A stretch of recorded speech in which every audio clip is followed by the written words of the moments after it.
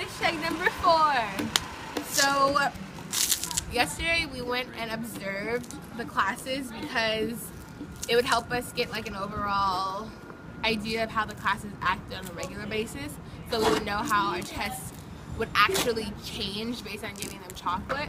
So Nina and I, we went to Naharo, and their class was pretty quiet. I think it was. Yeah, it's like a pretty small class, so like nothing was really going on. She was teaching, so maybe that could have been a factor. Like they didn't have independent work time or something. But none of them were like talking with their friends or anything. I think it was because it was like the native class, and so like they knew what was happening, and like if it was a native class, like non-native, they might have been a little more confused and might have been like talking a little bit more.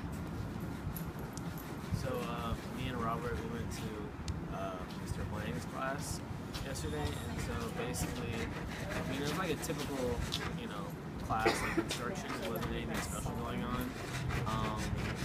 There was like a lot of, there was like points where it was really chatty, and then other points where like they were actually all quiet and like trying to do a problem. But you know, there's a few cases of like, you know, listening to music, you know, throughout the class, but like they weren't like hiding it. Like, you know, they would have like an earphone like right when they were using and like respond. So I think they possibly act a certain way in this class, maybe just because of how he goes to class. But yeah, like that's pretty active for me. So I guess now we do our status check and stand. Huh? So we are aware that the project's almost done, so we divided up what's happening. So my last portion is going to be the analysis based on the data we did.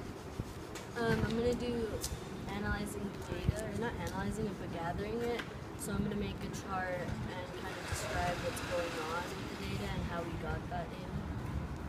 and then I think, are you also gonna get chocolate or? Oh yeah, and I'm getting the chocolate for the experiment.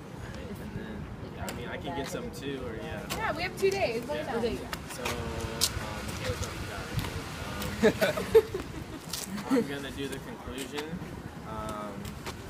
Once we, you know, have all our stuff written out and like analyze and make like a hypothesis and all that other stuff that we're gonna need when the experiment's done.